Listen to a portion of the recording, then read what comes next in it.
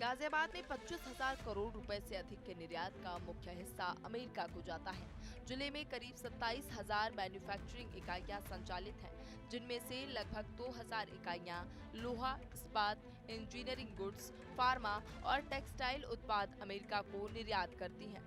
वित्तीय वर्ष 2024 और 25 में इस निर्यात से जिले को बड़ी आर्थिक आय हुई थी, लेकिन नए टैरिफ से स्थिति बदल गई है। तैयार और पैक्ड माल भेजने को तैयार हैं, लेकिन खरीदार बढ़े दामों को स्वीकार नहीं कर रहे। उत्तर प्रदेश की कुल निर्यात का लगभग 19% अमेरिका को जाता है।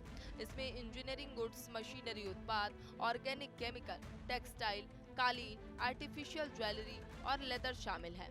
अमेरिका द्वारा अतिरिक्त टैरिफ लगाए जाने से एमएसएमई उद्योग सबसे अधिक प्रभावित होंगे, जो इंजीनियरिंग गुड्स के 40% निर्यात में योगदान देते हैं।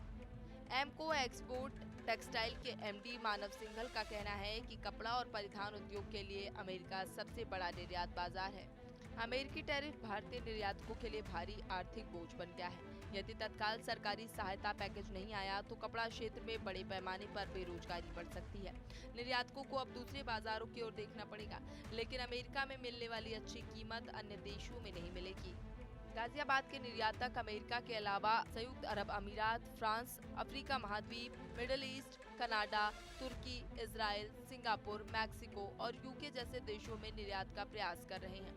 अमेरिकी टैरिफ के बाद इन देशों के निर्यातकों के साथ बैठकें की जा रही हैं, ताकि तैयार और पैक्ड माल वहां भेजा जा सके।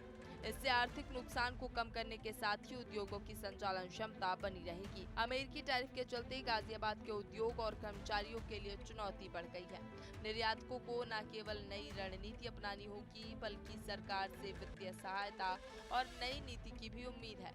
अमेरिका में मिलने वाले बेहतर दाम का नुकसान पूरी तरह से अन्य बाजारों से तुरंत पूरा नहीं हो पाएगा।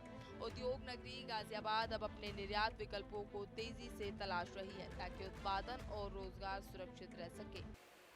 अमेरिका के द्वारा 50% तक टैरिफ लगाने के बाद अब भारत के कई बाजार और कई राज्यों के बाजार ऐसे हैं जो सीधे तौर पर इससे नुकसान झेल सकते हैं, जिनमें कि उत्तर प्रदेश भी एक राज्य है और इसी के साथ इसके गाजियाबाद से कई हजार करोड़, लगभग 25,000 करोड़ का सीधा काम जो है अमेरिका को दिया जाता है। वैसे में देखने वाली बात होगी कि चाहे वो टेक्सटाइल हो, चाहे वो चिप्स का कारोबार हो, कहीं ना कहीं यहाँ पर झटका और नुकसान की ओर आगे बढ़ता हुआ नजर आने वाला है। लेकिन यहाँ पर भारत सरकार पूरी तरीके से रणनीति और कूटनीति के साथ आगे बढ़ता हुआ नजर आ रहा है। यहाँ पर अगर हम बात करें बाकी मैन्युफैक्चरिंग और टेक्सटाइल की, तो कहीं ना कहीं अमेरिका के अलावा फ्रांस और सऊदी अरब भी जो है भारत से ये सामान लेते हैं, तो कहीं ना कहीं बाकी देशों से जो बैठकों का दौर है वो शुरू कर दिया गया है और ये साफ तौर पर तैयारी की जा रही है कि जो पहले से तैयार माल है वो कहीं ना कहीं ठीक समय पर और जो पूरा तैयार माल है बिना उसको बर्बाद किए आगे बाकी देशों के बीच जो है बैठ के कर व्यापार समझौता कर उन तक ये सामान पहुंचाया जाए, जो कि यहाँ पर लागत को निकालने और इसी के साथ साथ नुकसान को कम करने की रणनीति पर काम करने वाला साबित होगा।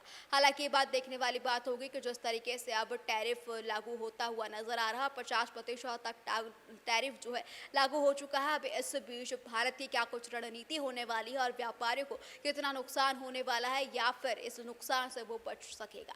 कैमरा पर्सन प्रिंस के साथ मैं दुर्गा शर्मा, TV 100 नोएडा।